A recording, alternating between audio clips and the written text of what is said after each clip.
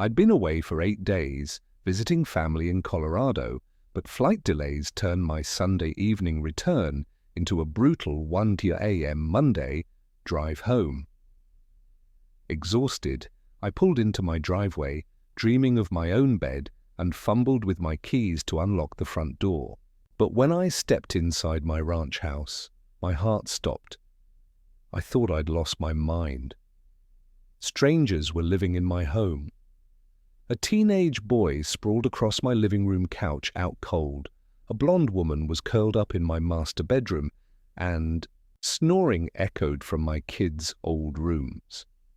Someone had hijacked my house, acting like they owned every inch of it. My name's Colt Remington, and 8 months ago I bought this 55-acre ranch outside Austin, Texas, after my divorce. Drop a comment and share with us if you've had any run-ins with your HOA. We'd love to narrate your story on our channel. The divorce was rough, but I got joint custody of my 2 kids, Emma, who's 12, and Jake, who's 10. They spend every other week with me at the ranch, and this place has become our sanctuary where we can heal as a family. I've got a blue healer named Ranger, who's been our constant companion through all the changes. The trip to Colorado was my first real vacation since the divorce.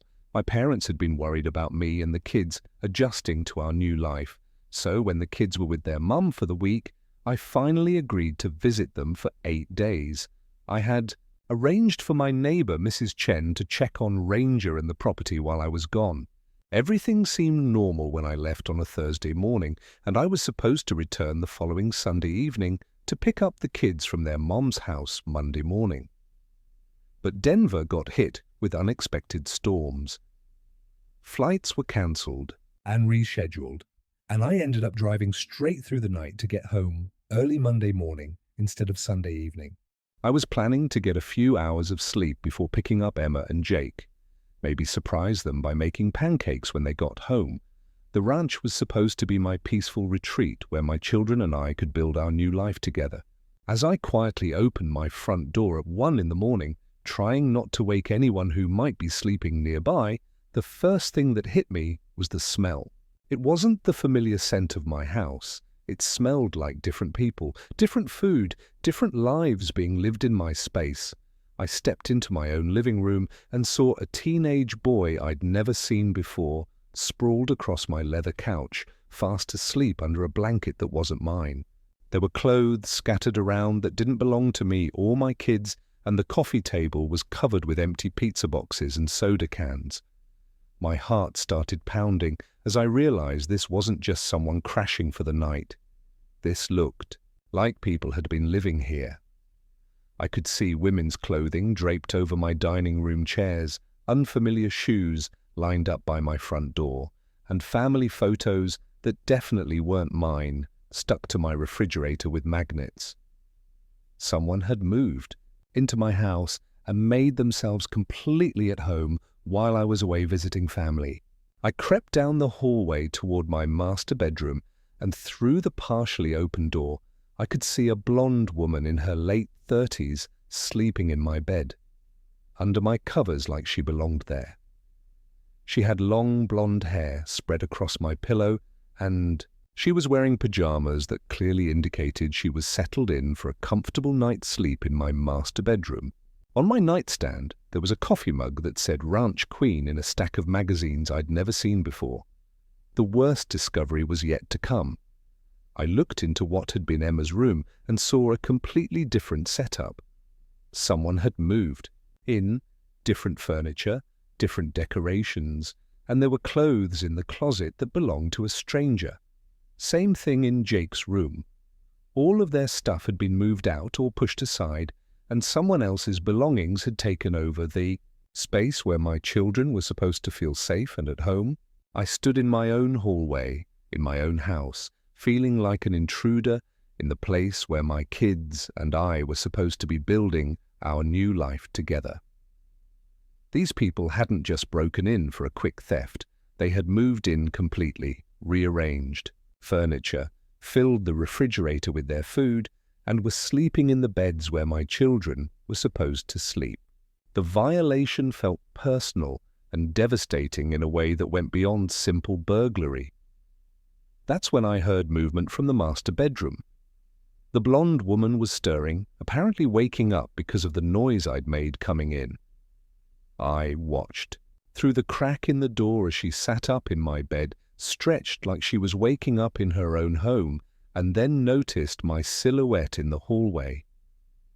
Instead of looking surprised or guilty about being caught sleeping in someone else's house, she looked annoyed and indignant. "Excuse me," she called out, in a voice that could cut glass, not bothering to lower her volume despite the sleeping teenager in the living room. "You're trespassing in a private residence. This is a family home, and you need to leave immediately." I stood there in complete shock, keys still in my hand, staring at this woman who was telling me I was trespassing in my own house, the house where my children were supposed to feel safe and secure. "Ma'am," I said, trying to keep my voice calm and reasonable despite my heart pounding, "I think there's been some kind of misunderstanding. This is my house. I'm Colt Remington, and I own this property. These are my children's bedrooms." The woman's expression didn't change one bit. If anything, she looked even more annoyed, like I was some kind of confused person who didn't understand basic property ownership. "This is the Ellaby family residence," she said firmly, getting out of my bed like she owned it. "Always has been. You must be confused, sir. Perhaps you're looking for a different property?" The way she said it with such absolute confidence while wearing pajamas in my master bedroom made me question my own sanity for a moment. But then I looked around and saw my own belongings mixed in with theirs, my own furniture rearranged to accommodate their lives. That's when the teenage boy woke up and immediately started yelling. "Mum, there's a stranger in our house!" he shouted, jumping up from my couch like he was defending his territory. Behind him, I could see that someone had been using my kitchen, like their own. There were dishes in my sink, food in my refrigerator, and coffee supplies arranged on my counter like this was their morning routine.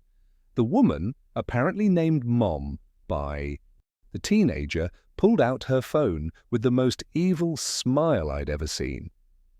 "Hi, 911, she said, in a voice loud enough for me to hear every word. "There's a disturbed man who broke into my family's house in the middle of the night. He's claiming he owns our home and threatening my teenage son. Please send someone immediately. I think he might be dangerous and I have a child to protect." The transformation in this woman's voice as soon as she started talking to the 911 operator was absolutely chilling. "There's a man who broke into our house while we were sleeping," she said, her voice trembling with manufactured fear. "My teenage son and I were in our own beds when he used some kind of key to get inside. I think he's been watching our family." I stood there in my own living room, listening to her fabricate an entire home invasion that had never happened. Tommy seemed to know exactly what his role was in this performance. He started gathering what appeared to be evidence of their residency. Utility bills addressed to my ranch with the Ellaby name, lease agreements I'd never seen, and mortgage documents claiming they owned my property. "Look, this is our mail," he said loudly enough for the operator to hear. "We've been living here for months. The coordination between mother and son was so smooth, it was obviously rehearsed." While this surreal scene played out, I noticed details that made the violation even worse. Someone had been sleeping in my children's beds. I could see indentations in Emma's mattress where a stranger had been lying, and Jake's room had been completely rearranged. These people hadn't just moved into my house. They had erased my children's presence and replaced it with their own lives. The thought of strangers sleeping where my kids should feel safe made me physically sick. "He's getting more agitated," Marge reported to the operator, using my attempts to defend myself as evidence of instability. "He's claiming this is his house, but we have all the documentation. And I think he might be having some kind of mental breakdown." Every time I tried to speak, She talked louder, turning my reasonable explanations into proof of my supposed dangerousness. Within 15 minutes, flashing red and blue lights came down the ranch road. Deputy Rodriguez pulled into my driveway as Marge rushed toward him like a victim seeking rescue, still in pajamas, but now with a robe for modesty. "Officer, thank God, you're here. This man broke into our family home while we were sleeping. He claims he owns our house, but we have all the documentation." Rodriguez assessed the scene professionally. A woman in sleepwear with a teenage son, both appearing to have been awakened in their own home, versus a man with truck keys claiming ownership. From his perspective, it looked like someone having a mental health crisis or attempting a bizarre home invasion. Marge showed Rodriguez a manila folder stuffed with official-looking documents, utility bills for the ranch, address with her name, homeowner's insurance paperwork, and what appeared to be mortgage statements. "We've been living here for 8 months, she told Rodriguez with perfect sincerity. "This man has never lived here. I think he might be confused or having some kind of episode." Tommy backed up his mother's story with prepared detail. "Officer, we moved here last spring. I go to Liberty High School and our address is in all my school records. Mum works from home and all her business mail comes here. I don't know why this man thinks he lives here, but he's scaring us." When Rodriguez asked for identification and proof of ownership, I realized my impossible situation. I had my driver's license with the ranch address, truck registration, and house keys, but my property deed was in my safe deposit box. All my mail had been forwarded to my parents' house for my Colorado trip. The people who stole my house had more immediate documentation than I did. Rodriguez faced every police officer's nightmare. Conflicting claims, both parties presenting evidence, no clear way to determine truth at once in the morning. This appears to be a civil matter that needs court resolution. He finally said, "Sir, I'm going to have to ask you to leave the property until this ownership dispute can be resolved legally. You can contact a lawyer in the morning." The humiliation was overwhelming. Being ejected from my own house, where my children were supposed to come home in hours while the thieves watched from my porch, was the most powerless feeling I'd ever experienced. As I got back in my truck, I could see Marge and Tommy watching me leave with satisfaction and triumph. But the worst part was thinking about Emma and Jake. They were supposed to come home from their mum's house to a place where they felt safe and loved. Instead, they would find strangers living in their bedrooms, sleeping in their beds, claiming ownership of the only stable home they'd known since the divorce. How do you explain to a 12-year-old and 10-year-old that someone stole their bedrooms, their security, their sense of home? Driving to the Lonia Inn, I felt like I was failing my children in the worst possible way. The ranch wasn't just my home, it was their refuge, their safe space, where we were building our new life as a family. Someone had stolen not just my property, but my children's sense of home and security.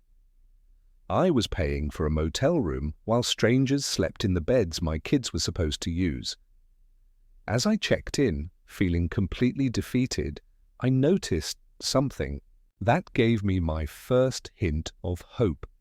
Mrs. Chen was standing in her front yard at 3 a.m. holding up a handwritten sign. I saw everything. When she saw me looking, she pointed deliberately at her security cameras and mouthed silently, "Call me tomorrow." They'd been living there for days. For the first time since walking into my stolen house, I felt like someone might actually help me get my children's home back. The next morning, I met Mrs. Chen at a small coffee shop in town, but first, I had to make the most difficult phone call of my life. I called my ex-wife Sarah to explain that the kids couldn't come home because someone had stolen our house. "What do you mean someone stole your house, Colt?" she asked, with a kind of exasperation that had become familiar during our marriage. "Houses don't just get stolen. Are you having some kind of breakdown? Trying to explain the situation without sounding completely insane was impossible, and I could hear the doubt in her voice when she agreed to keep Emma and Jake for a few more days. Mrs. Chen was a retired teacher in her late 60s, sharp as a tack, and it turned out she had been documenting what she now realized was a carefully planned home invasion. That Ellaby woman and her son moved into your house 3 days after you left for Colorado, she said without preamble. As soon as we sat down, I thought maybe you'd given them permission to house sit, but their behavior was strange from the beginning. They were moving in furniture, hanging pictures, and acting like they owned the place. Mrs. Chen had done something that turned out to be invaluable. She had been systematically recording the Ellaby family's activities with her extensive home security camera system.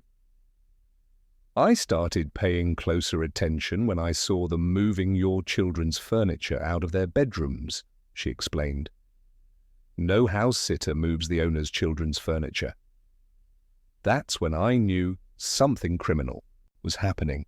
She pulled out a tablet and showed me hours of footage that documented the systematic takeover of my house. The security footage was like watching a crime in progress, but in slow motion over several days. It showed Marge directing Tommy as they moved my kids' dresses, beds, and toys out of Emma and Jake's rooms and into my garage. It showed them bringing in their own furniture, their own decorations, and their own belongings to replace everything that belonged to my children.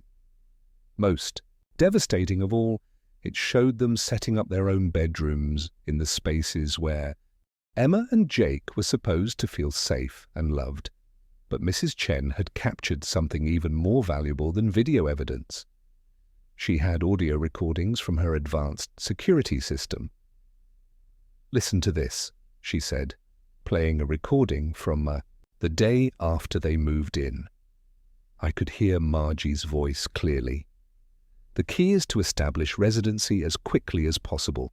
Once we've been here for 2 weeks, we can claim squatters' rights.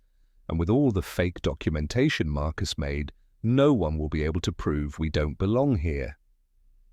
The mention of Marcus made me realize this was bigger than just Marge and Tommy. Mrs. Chen explained that a man named Marcus Donnelly had been helping them with what appeared to be document forgery and legal preparation. He's been coming by every day with new paperwork, she said. I've seen him printing things on his laptop, practicing signatures, and coaching them on what to say if anyone questioned their right to be there. This isn't just opportunistic, this is organized crime.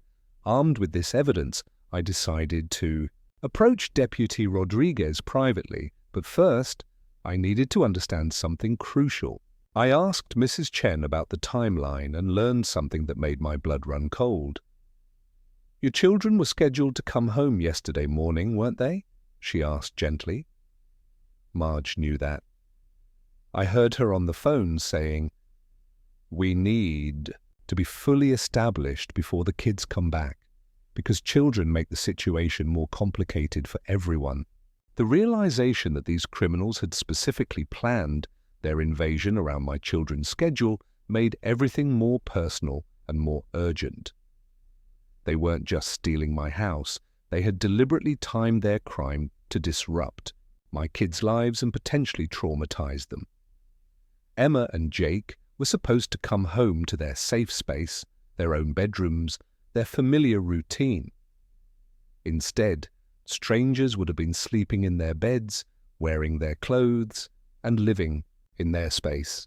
When I met Rodriguez at a diner during his lunch break, I could see the recognition in his eyes as soon as I mentioned the Ellaby name. "Don't tell me they're causing problems for other people too," he said with a tired sigh. "That woman has been filing complaints about everything from neighbors' lawn care to the color of people's curtains.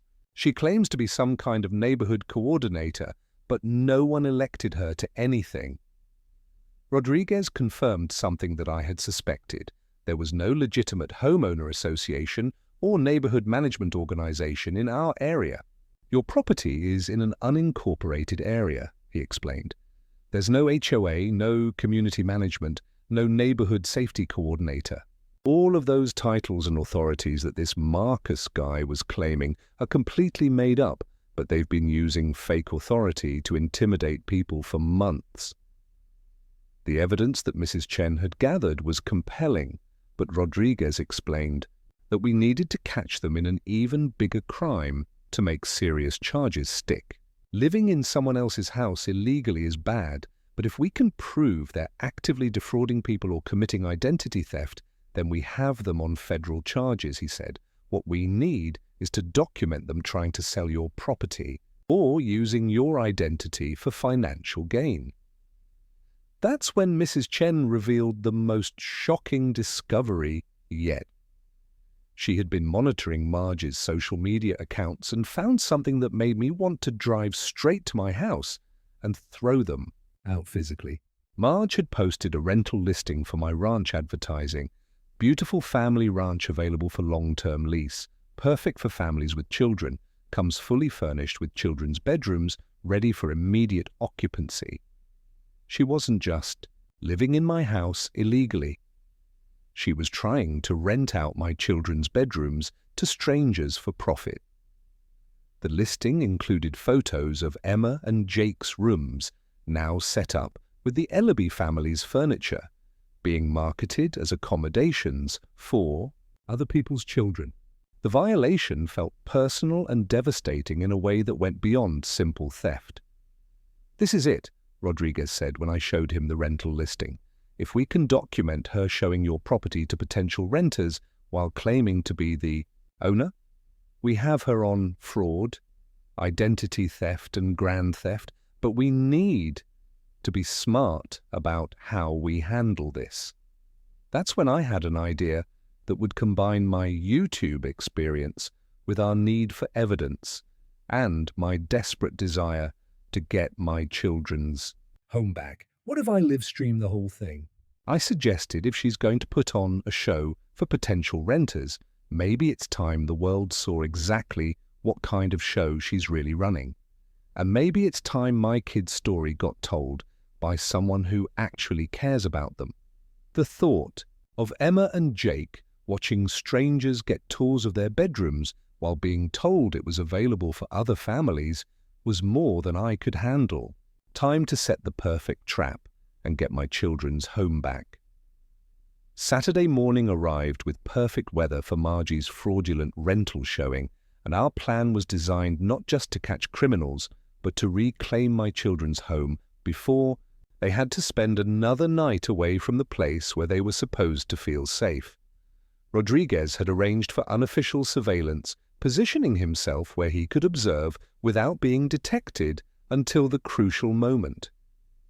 I had reached out to some of my most loyal YouTube subscribers who lived in the Austin area, explaining that this wasn't just about property theft.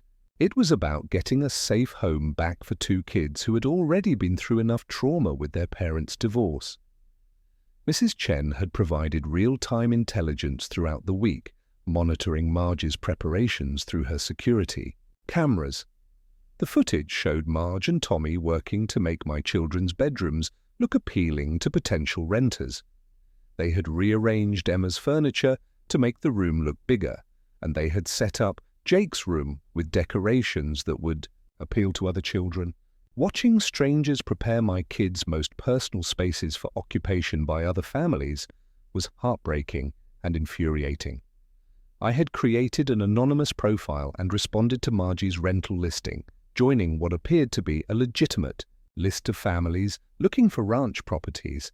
By Saturday morning, the listing showed 8 confirmed appointments, including what looked like several real families genuinely interested in renting a place where their children could have outdoor space and safety.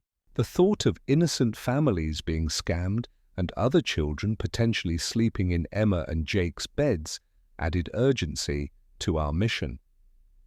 At exactly 10 a.m., the first potential renters began arriving at my ranch.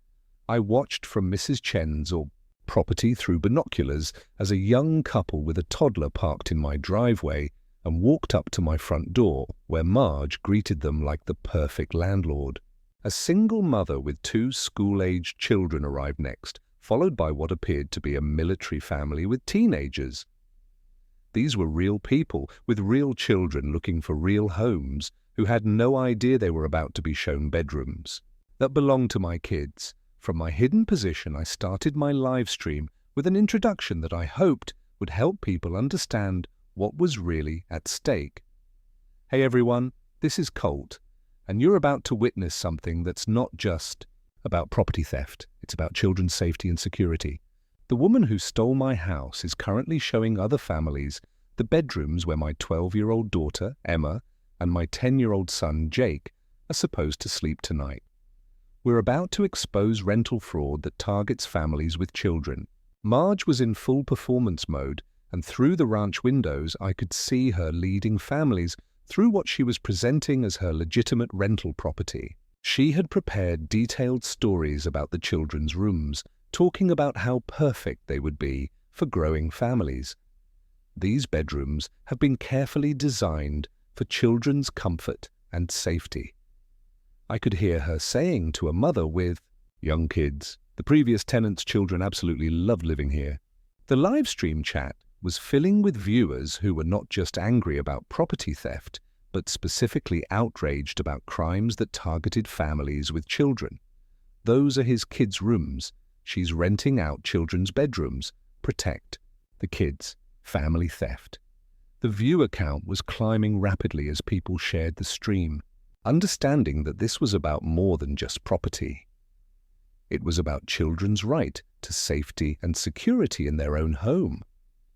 After watching families tour my children's bedrooms for 20 minutes, it was time for the dramatic entrance we had planned.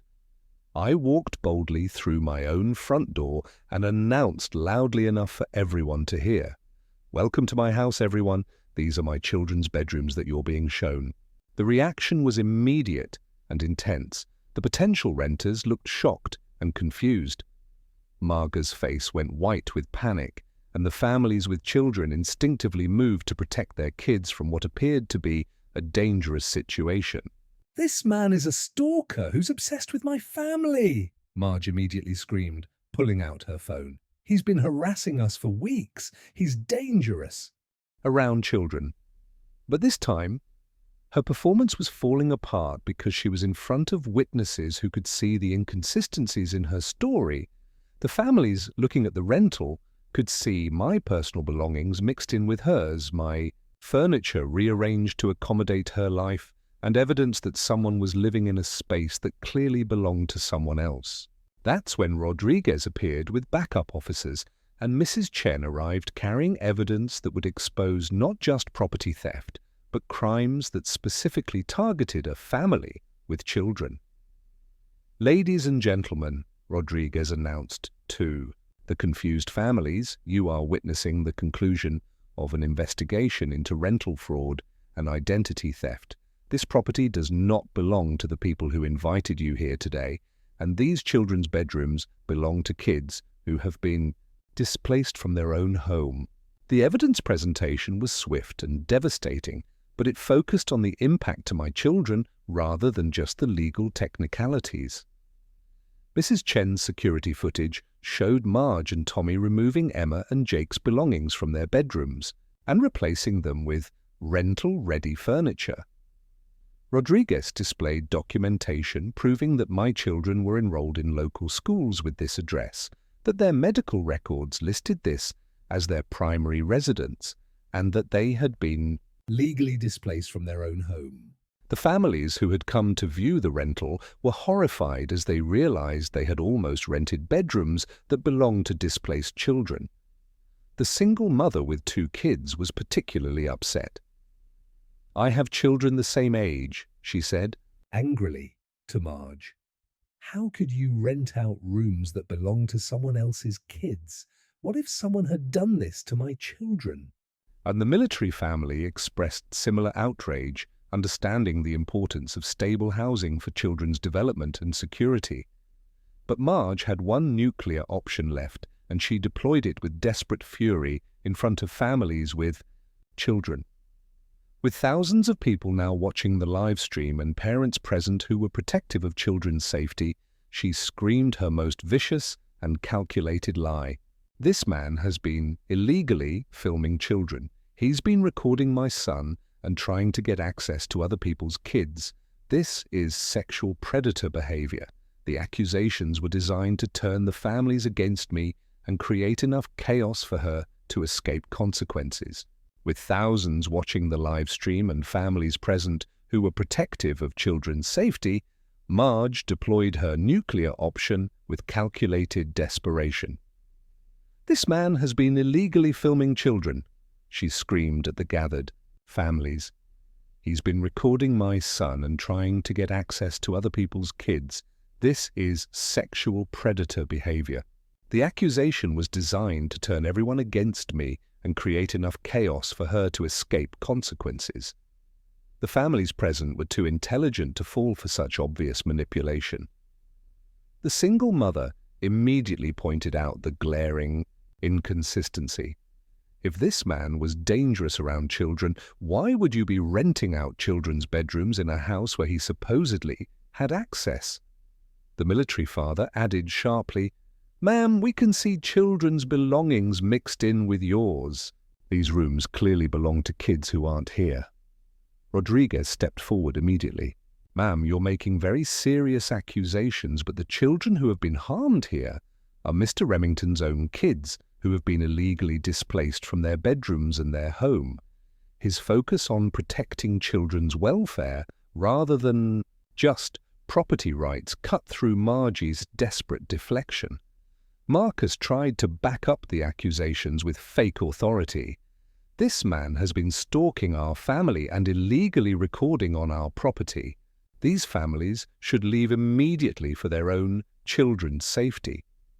But parents trained to spot real threats to children weren't buying his performance any more than they believed Marge's lies. "Ma'am, if you're claiming illegal recording and inappropriate behavior around children, we'll need to examine all the evidence very carefully," Rodriguez said strategically, including the security footage that shows how this family's children were displaced from their own home. He gestured to Mrs. Chen's comprehensive camera system. Mrs. Chen stepped forward with devastating timing. "I have audio evidence that exposes the deliberate targeting of children," she announced in her clear teacher's voice. "Would you like to hear them planning how to displace children from their own bedrooms?" She pressed play immediately. Marga's voice came through the speakers with chilling clarity. "We need to get their kids' stuff out of those bedrooms before anyone sees it. Children's belongings make people emotional. Once we've established residency, we can rent those rooms out for extra income." Then Tommy's voice. "What if the kids come back and Marge? They'll have to stay with their mother permanently. This will actually simplify the father's custody situation." The families stared in horror at the cold calculation behind crimes, deliberately targeting children's welfare. The military father shook his head in disgust. "You plan to permanently separate children from their home and father? That's child abuse." The single mother was visibly angry. "You were going to traumatize kids who had already been through divorce. How could you be so cruel?" Tommy cracked immediately under the pressure of outraged parents in law enforcement. "I'm sorry," he burst out, tears streaming. "Mum said we were just staying temporarily because we were getting evicted. She said the kids would be better off living with their mother full time. I didn't know we were going to rent out their bedrooms." To other families, Rodriguez revealed the scope of crimes targeting my children.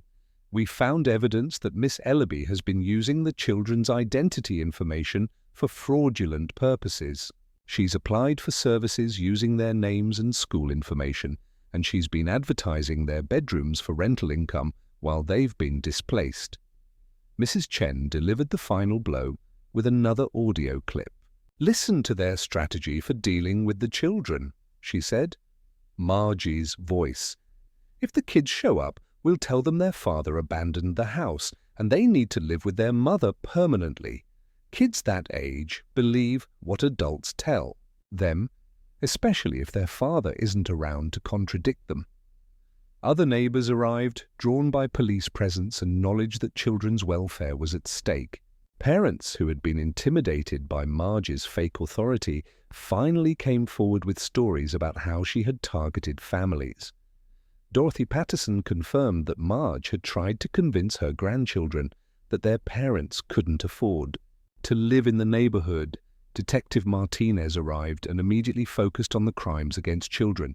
This isn't just property fraud, it's a pattern of targeting families with children, using fake legal authority to separate kids from their homes. She began reading Marge and Marcus their rights for charges including fraud, identity theft, child endangerment, and conspiracy against minors. As handcuffs went on, Marge made one final desperate manipulation attempt. "I was trying to provide stability for my son. This man's children are better off with their mother anyway. I was actually helping them by giving them a reason to stay in one stable home." But Detective Martinez cut her off. "Ma'am, displacing children from their legal residence and advertising their bedrooms for rental income is not helping anyone. You're under arrest for multiple felonies targeting minor."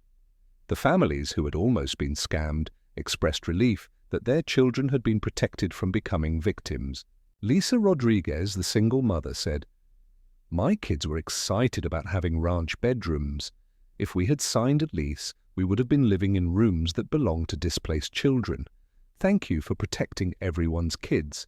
The live stream audience celebrated not just criminal arrests, but protection of children's fundamental right to safety in their own homes. Comments poured in from parents across the country, outraged by crimes specifically targeting children's security and stability. As police cars drove away with Marge and Marcus, I stood in my children's home but wasn't celebrating yet. Emma and Jake were still staying with their mother, afraid to come home because strangers had been living in their bedrooms. The real work was going to be rebuilding their sense of security and helping them heal from the trauma of having their homes stolen and their bedrooms advertised to other families.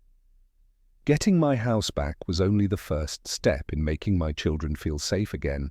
The image of Marge being led away in handcuffs while the families she had tried to defraud watched with their children became a powerful symbol of justice protecting family welfare. She was still trying to justify her actions as being in everyone's best interest. But her words rang hollow to parents who understood the trauma of children being displaced from their home. The live stream audience was celebrating not just the arrest of a criminal, but the protection of children's right to safety and security in their own home. Marcus attempted to distance himself from the crimes against my family as soon as he realized the severity of the charges. "I didn't know there were children involved," he pleaded with Detective Martinez. "She told me it was just a property dispute between adults. I would never have helped if I knew kids were being hurt." But his defense crumbled when Mrs. Chen produced video evidence of him helping to remove Emma and Jake's belongings from their bedrooms and coaching Tommy on how to lie about the family's residency. Detective Martinez had brought a team of investigators who specialized in crimes against families, and they began a thorough documentation of how Margie's actions had specifically targeted my children's welfare. They photographed Emma's bedroom, showing how her personal belongings had been moved to storage while strangers' furniture was set up for rental. They documented Jake's room, where his sports trophies and school projects had been replaced with generic decorations designed to appeal to potential renters. The investigation revealed the calculated cruelty of crimes that had deliberately targeted children's sense of security and stability. Margie's planning notebook contained detailed strategies for displacing families with children, including notes about how children's emotional attachment to bedrooms can be used as leverage against parents, and temporary displacement often becomes permanent when kids adapt to new living situations. The The media attention that surrounded the arrests focused specifically on the protection of children's welfare rather than just property rights. Local news crews interviewed the families who had almost been scammed, and parents expressed outrage about criminals who would target children's homes. The live stream had been shared so widely that it became a national conversation about protecting families from fraud that specifically victimizes children. Tommy's situation became a priority for Child Protective Services, who recognized that he was both a victim of his mother's crimes and a minor who had been coached to participate in illegal activities. I surprised everyone by advocating strongly for Tommy to receive counseling and support rather than punishment. "This kid lost his home too," I told Detective Martinez. "He's been taught that lying and stealing are acceptable ways to solve housing problems. He needs help, not jail time." The families who had been targeted by Margie's rental scam expressed profound relief that their children had been protected from becoming victims. The single mother, Lisa Rodriguez, hugged Mrs. Cheney and thanked her for documenting everything. "My kids were so excited about having their own bedrooms in a ranch house," she said, with tears in her eyes. "If we had signed a lease, we would have been living in rooms that belonged to displaced children. Thank you for protecting everyone's kids." My live stream had broken every record I had ever set for viewership and engagement, but more importantly, it had become a rallying point for parents who were outraged by crimes targeting children. The viewer count had peaked at over 20,000 people, and the comments were filled with support from families across the country who understood the importance of children's right to stability and security in their homes. Rodriguez received recognition from the Sheriff's Department for his sensitive handling of a case involving children's welfare. His focus on protecting my kids' right to their home rather than just resolving a property dispute had been crucial to exposing the full scope of Marge's crimes. "When children are involved, every detail matters," Detective Martinez committed him. "You understood that this wasn't just about property. It was about family security." The community response was overwhelming in its support for protecting children's welfare. Neighbors who had been intimidated by Margie's fake authority for months finally felt safe enough to share their experiences, particularly parents who had been threatened with separation from their children through false reports to social services. Mrs. Chen was hailed as a hero for protecting not just property rights, but children's fundamental right to safety in their own homes. As the police cars drove away with Marge and Marcus in custody, I stood in my children's home for the first time in over a week, but I wasn't celebrating yet. Emma and Jake were still staying with their mother, afraid to come home because strangers had been living in their bedrooms. I called Sarah to let her know that the criminals had been arrested, but I could hear the hesitation in her voice when I asked if she was ready to bring the kids home. "Tolt, they're scared," she said gently. "Emma keeps asking if the bad people touched her or stuffed animals, and Jake wants to know if his room is still his room. They need to feel safe before they come back." I realized that getting my house back was only the first step in helping my children heal from the trauma of having their home stolen. The real work was going to be rebuilding their sense of security and trust. Mrs. Chen found me sitting on my front porch, looking at my house but thinking about my kids. "They'll come home when they're ready," she said, with the wisdom of someone who had spent decades working with children.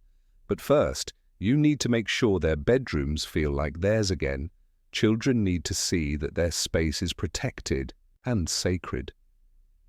She was right. Before Emma and Jake could feel safe in their home again, I needed to erase every trace of the violation and make their bedrooms into sanctuaries once more. The process of reclaiming my children's home became a community mission that showed how neighbors could protect each other's families. I completely emptied Emma and Jake's bedrooms of everything touched by strangers. Every piece of bedding, pillow, and clothing went straight to donation. My kids deserved to come home to spaces that felt completely clean and safe. Mrs. Chen organized neighborhood parents who understood children's need for security, helping me repaint both rooms in colors Emma and Jake had chosen, install new locks on every door, and bless the house to spiritually cleanse it of violation. The legal resolution was swift and focused on protecting children's welfare. Marge was sentenced to 18 months in prison, plus complete restitution for damages, therapy costs for the children, and compensation for family trauma. Marcus received 12 months plus probation. Judge Patricia Hernandez made clear that crimes against families with children would be prosecuted to the fullest extent. The financial recovery included therapy coverage for both children, compensation for violation of their personal space, and funding for security improvements to help them feel safe. Tommy's rehabilitation became a positive example of helping rather than just punishing young people led astray. Placed with relatives who understood the importance of stability, he began therapy to address trauma from living with a mother who taught him that lying and stealing were acceptable survival strategies. With his voluntary confession and my advocacy for leniency, he received community service instead of juvenile detention. My YouTube channel became a platform for supporting families and protecting children's welfare. The live stream of Marga's arrest became a symbol of community action to protect children.